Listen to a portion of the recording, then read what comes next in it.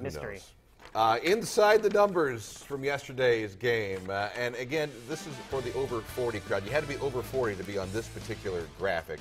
Can't say enough about Matt Hasselbeck. First win since the Titans beat the Bills back in 2012. Adam Vinatieri becomes the first player to go over 1,000 career points. That is amazing. And speaking of Mr. Automatic, he's hit 203 consecutive PATs, whether it's the old PAT yard mark or the now, I would say new and improved. I don't know about that. But dating back to 2010, 203 consecutive PATs.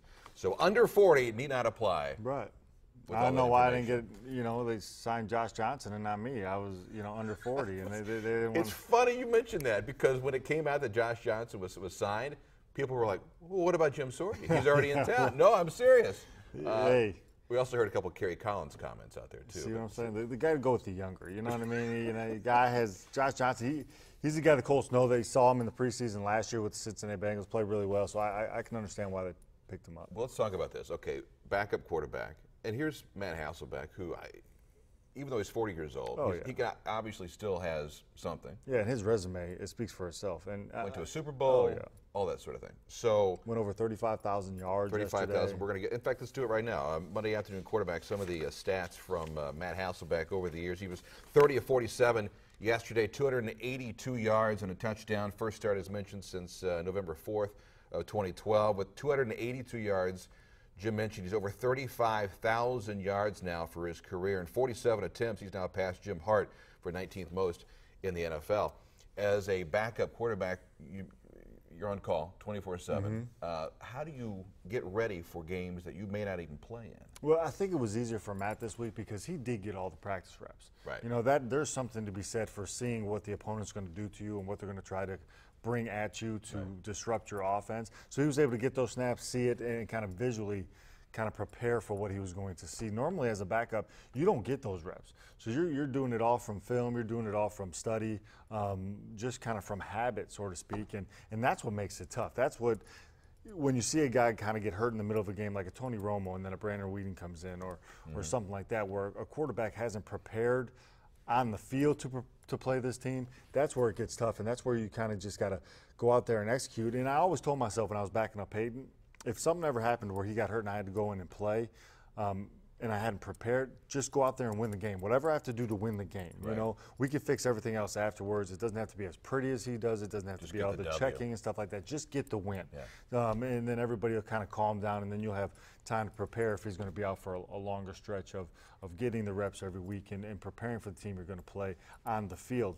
But, it was just get the W. It doesn't have to be pretty, just win. So in many ways, this was kind of the perfect storm for Matt Hasselbeck because he was able to get out there and practice Wednesday, Thursday, Friday, and also go through the run-through on Saturday and that sort of thing. Yeah, because you get to see what are they going to do to me on certain situations in the game. Red zone, third down, short, medium, long, first and second down, blitz. The blitz is huge because then you can kind of recognize it. And when you're watching the game as a starter instead of watching the game as a backup, a film as a backup, it's a little bit different because you're looking at more.